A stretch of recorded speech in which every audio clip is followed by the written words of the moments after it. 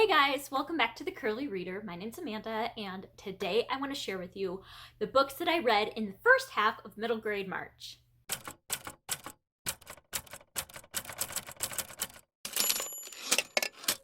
Alright, so for those of you that are unfamiliar with middle grade March, it is a readathon, a month-long readathon held during the month of March every year, where we just encourage you to read middle grade books. This year is my first year being a co-host of this readathon. It was created by Krista from Books and Jams and Katie at Life Between Words. This year I have joined their team, and so yeah, this is just what we're doing for the month. Because I read so many books throughout March, I thought that I would do a mid-month wrap-up to kind of break it up a little bit so that I'm not wrapping up 25 to 30 books at the end of the month. So far this month, I have read 12 books. Today is the 15th of the month, so we're halfway done. If I continue at this pace, I'll have 24 books by the end of the month, which is pretty comparable to what I've done the last couple of years. So yeah, I just wanted to share with you the 12 books that I've read so far. So let's just get into this. I'm going to go in the order that I read the books. So yeah, and I think as of today, I have completed all of the challenges. I will link our middle grade March announcement video down below so you can kind of get in on what the challenges are, some of the live events that we have going on. All of that will be in the announcement video. But here I'm just going to wrap up the first 12 books that I read as part of middle grade March. So the first book that I read, I have to go through my stack here, but the first book that I read is Red, White, and Whole by Rajani LaRocca? This is a book written in verse about an Indian girl whose parents immigrated to, I think it's Ohio maybe, from India. And she is just trying to get a grasp on her identity. Her family is really stuck in their culture and doing things a certain way, and she kind of wants to be more like some of her American friends, and so there's that pull to be like different people. She has her school group, she has her home group. Nothing really overlaps a whole lot, and then her mom gets sick. And so this is a lot of her dealing with her mother's illness and what that means as far as her identity as well, and things that she might not have felt really strongly about, now she does. And it was really, really good. I ended up giving this one 4 stars. All right, and then after that, I read the book that was my book that fulfilled the prompt to read a book that was published during the decade in which you were born, and I read Dear Mr. Henshaw by Beverly Cleary. This was written in 1980, I want to say 2, but I don't know if that's right. Let's see, 1983, and it won a Newbery Award. And so this is about a boy, Lee, who starts writing to his favorite author. And so like the first book, he's like in first or second grade, or the first letter, he's in like first or second grade. And then it goes through his time in middle school and he's writing to this author, and then he starts writing in a diary. And so you get that. And it's just about him and his life with his mom. His dad has left. And so he has, certain feelings about that as well. And I remember reading this as a child in elementary school, and I didn't remember anything about what it was about. But I thought it was really well done. I gave it 3 stars. All right, the next book I listened to Flunked by Jen Colonita. This is a retelling that I listened to, and this is about our main character, Jilly, who gets in trouble for stealing because her family isn't super well off. Her father was a shoemaker, and then after the glass slipper thing with Cinderella, now everybody gets their shoes from the fairies or the fairy godmothers instead, and so now her father isn't getting as much publicity or as much business, and so they're pretty poor, and so she starts stealing to compensate for that, and she gets sent to the fairy tale reform school, which is led by some villains who have been reformed. So the wicked stepmother is in charge.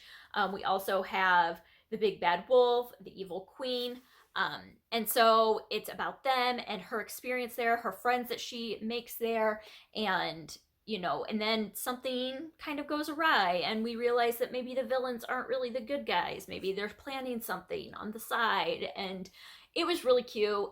It wasn't anything like super fantastic, wonderful, but it was cute. I gave it 3 stars.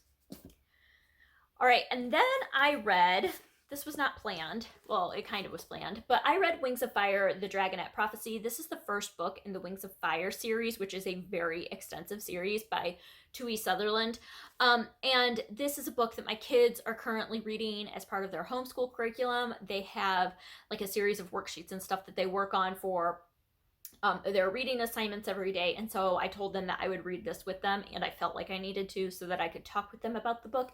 And I ended up really enjoying this book. At the end, even, I was like, whoa, what just happened? Like, it caught me by surprise. And so that's always fun. But this is a book about dragons.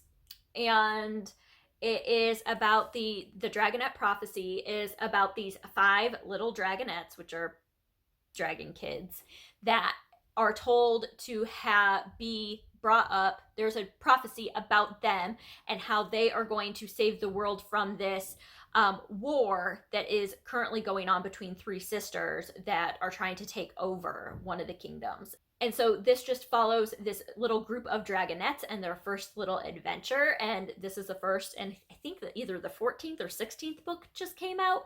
And so, like I said, it's a very extensive series. I don't know how far into the series I will continue, but I'm at least interested in picking up the next one because I thought it was done really, really well. And then the next one that I read is one that is actually filling the Read Your Bookshelf Challenge prompt this month that Chanel from An Intentional Life does. She does the Read Your Bookshelf Challenge every year, and this month's prompt is to read a book that was recommended by a friend. And so for this, I read Song for a Whale by Lynn Kelly because both Krista and Katie have recommended this book over and over again. This is also the book that I used to fill the prompt of reading a book with a silhouette on the cover. But this is a book that follows our main character, Iris, that's her name, I believe. And she's deaf, and she sees articles, whatever, of this whale whose song is at a different frequency than its pod. And so it's just kind of lost. It feels like it's alone in the ocean because it can't communicate with any other whales because its song frequency is just on a different wavelength. And so she comes up with this way to manufacture a song to play for the whale so that it will know that it is not alone. And in doing that, she sends it off to the scientists that are working at tagging this whale, and she wants to go see the whale be tagged, which happens to be in Alaska, and she is in Arizona. So she basically wants to try to get to Alaska to see this whale being tagged, and her parents tell her no, but she's trying to come up with an alternative way, and that's kind of the story. This one was hard for me because I really enjoyed parts of this book. I really appreciated parts of this book. The deaf culture in this book is really, really good as far as different aspects that were explored within the book. I really appreciated that, but there were certain things that happened in this book that, for me, the believability, just like, I did not see this happening in any like way, shape, or form ever. And so that was a struggle for me. And I know that's not a struggle for everybody, but that is a struggle for me with books, especially contemporary books that are like meant to be realistic. There were parts of this book that I just found very not realistic at all. And so because of that, I gave it 4 stars instead of 5. All right. And then after that, I listened to When You Trap a Tiger, which was the Newbery winner this year. I haven't been able to get my hands on it on the physical form yet from the library, and I'll probably just cancel my holds now because I read it or I listened to it on audio. And this was one of those books that I completely appreciate. I love that it is out there, but I don't think I quite got all of it.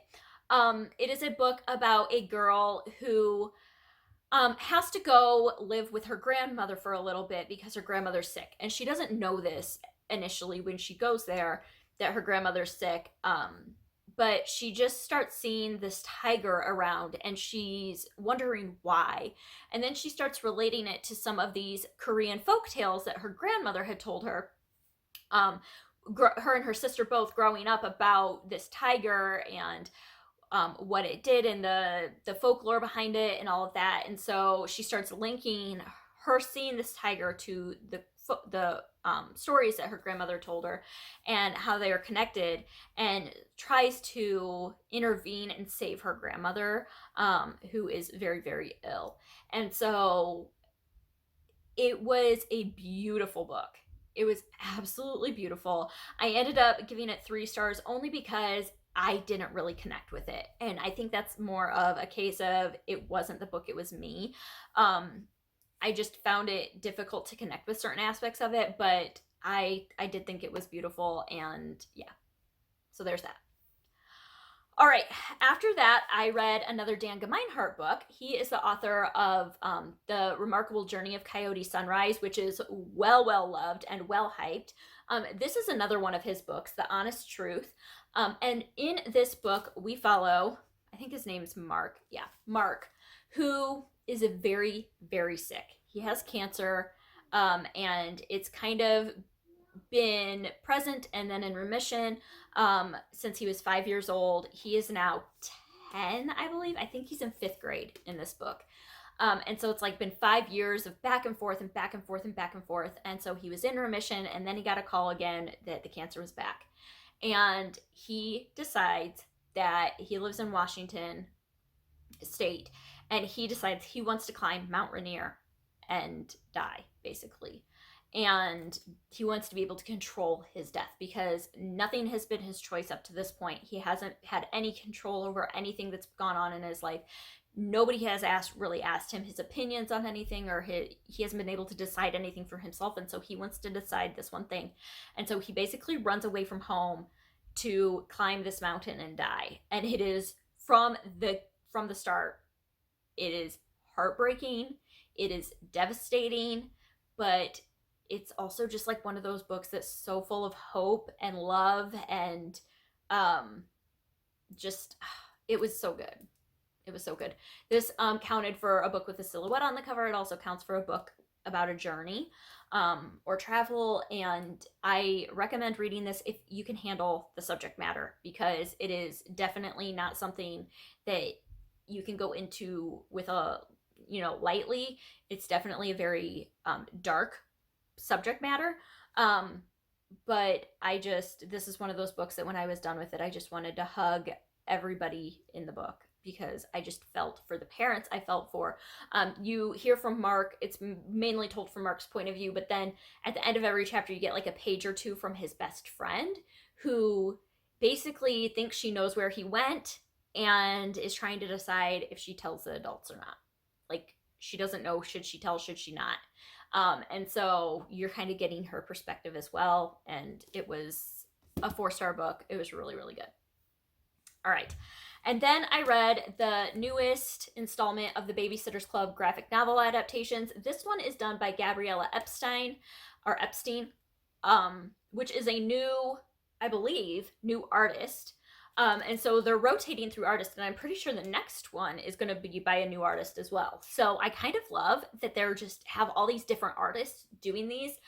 I really liked this installment. This is Claudia and the new girl, and this follows Claudia, who basically meets this new girl in school, and the new girl starts consuming all of her time, and her friend group starts feeling very neglected, and she starts kind of dismissing them and letting them down, and kind of what that looks like. And Claudia has to determine like who is a real friend and what does a real friend act like. And yeah, so this one was really, really good. I gave it 4 stars, and I enjoyed that one.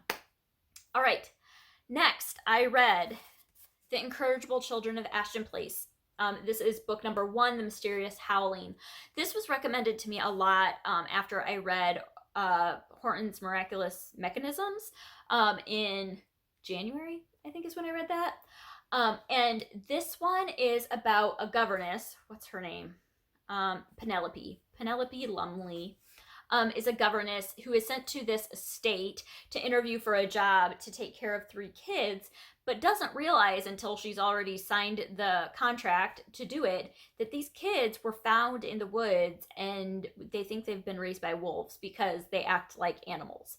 And so she has kind of taken it upon herself to educate them and tame them, for lack of a better word. And this one, like, I know it's highly regarded, but for me, it was just okay. The audiobook was really good because they do, like, the narrator does all the, like, howling and screeching and all of that the kids are doing. But at the same time, it's very high pitched. And so when you're hearing that a lot in the audio, it just got to be a lot. I hear high pitched screaming all day, every day. I have kids. I have a 7-year-old girl and a 3-year-old boy. And Mama knows screaming. I don't need to hear more of it. It was just so loud. And I think that kind of took away from the reading a little bit for me. I know so many other people who loved it and loved that aspect of it, but for me, it was just kind of like too much. And it is a mystery, and at the end of the first book, you don't know what the resolution of the mystery is, and so it definitely sets itself up well for a series. I know there's a number of books already out in this series, and so it was a fun series.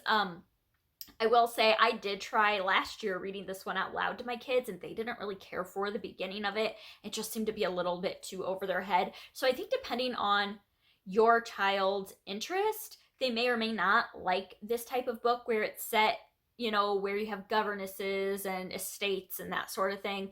I think just the language of it and things like that were just a little bit too much for my kids in particular. They prefer either fantasy or contemporary. They don't really like reading things that are set in a past time frame. So I don't know if that made sense. At least not that far past where it makes it hard for them to understand. I don't know if that made sense to anybody but me, but there you go. All right, and then after that, I ended up buying, and this will be in a recent book haul, but I ended up buying the classic Pinocchio because I have a retelling of Pinocchio on my TBR that I really, really want to read.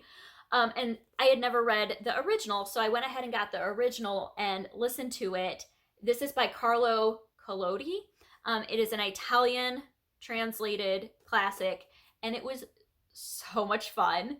I laughed out loud. There's a specific scene where Pinocchio is thought to be dead, and so this fairy or something brings in all these doctors that are animals, and they're like arguing with each other, and one of them's like, well, he looks dead unless he opens his eyes, and then he's probably alive. And the other one's like, well, I think he's alive unless he never wakes up, and then he's definitely dead.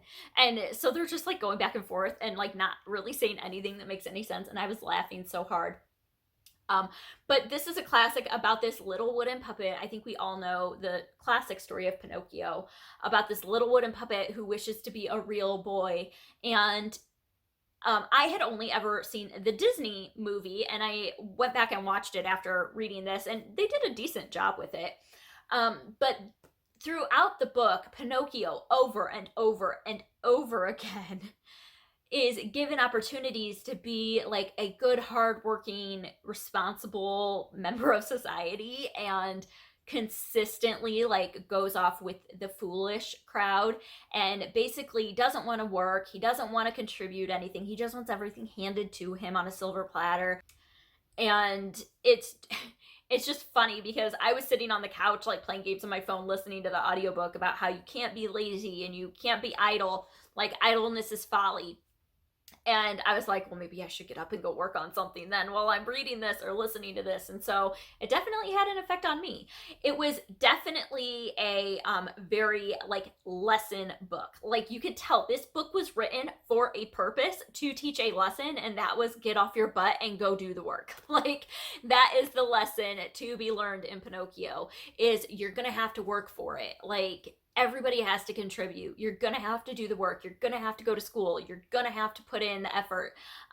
Life is just not handed to you. And so it was definitely cute. There are some scenes in here, I will say, that were a little, like there's a scene where he is literally hung from a tree, like noosed from a tree.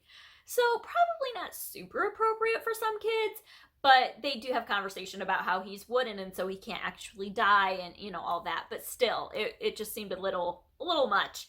But for me reading it, I could see, you know, that it was definitely a classic. It was dated, and I didn't really think much of it. This was first published in 1882, so in Italy. So there's that. All right, and then the next one that I have here is actually a new release that I was really, really excited to read, and that is Ground Zero by Alan Gratz. This is a book about 9/11. Where do I start with this? I had issues with this one. This is told in dual timeline. This year is the 20th anniversary of 9/11. And so I get, like, it's history. Like, at this point, it's history. A lot of kids coming through the schools now don't know a whole lot about 9/11 or why it's so important. Like, I get that. But okay, so this is told in dual timeline. There's one timeline that follows a boy that is in the North Tower on 9/11. And then there's a timeline in 2019 of a little girl in Afghanistan who finds an injured soldier and, like, kind of goes from there. I didn't really care too much about the girl in Afghanistan. Like, that story didn't really draw me in until the very end, when the soldier starts explaining to her why they're there and kind of giving voice to the reasoning behind a lot of the military decisions that have been made since 9/11. I appreciated that, but as a whole, that whole storyline just kind of was, I didn't really care that much about it. The main storyline with, I don't even remember what his name is, Brandon, in the towers on 9/11.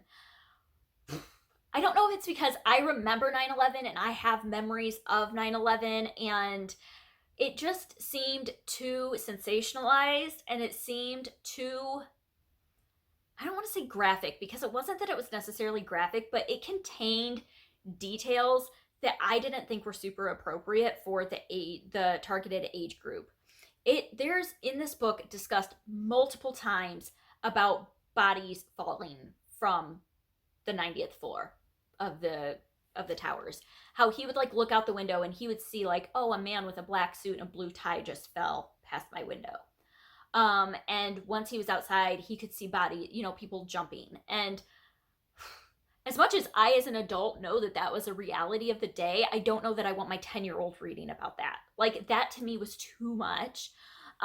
There is a part where he sees an elevator and there's, like, 5 people in the elevator, and then it, like, plummets and down the building. And, so it's like, and I know Alan Gratz writes to boys mainly, but it seemed to be too much for me to be comfortable handing this to my kids personally. And like I said, I know that all these things that are in this book are realities of what happened. And if it was a book geared toward an older audience, I would have no issue with it. But I think that it's a really fine line with explaining what happened that day to a middle grade audience and going too far with it. So that's my thoughts on Ground Zero. If you've read that, I would love to hear your opinions about it, because, yeah. I ended up giving it 3 stars. And then the last book that I have finished, the most recent book that I finished it yesterday, and oh my goodness, it was so good, is Orion Lost by Alistair Chisholm. I don't know if I said that right. It's either, I don't know. So this is a sci-fi that is very kind of reminiscent of the Illuminae storyline. It's not multimedia like Illuminae was, but, like, it's kind of reminiscent of that. But this is a sci-fi that is about Beth, who is on this spaceship headed to, like, a new planet, basically. This spaceship is full of people that are going to colonize this new planet. Brand new planet, hasn't even finished being fully formed yet. They're off and going. And every time they make a space jump, like they go through a black hole or whatever it is, they jump into different areas of space, they have to go to sleep, because the humans have not figured out a way to successfully, like, not kill you when you do this. So they put everybody to sleep, and then they revive you and give you back all your memories when you get to the new location.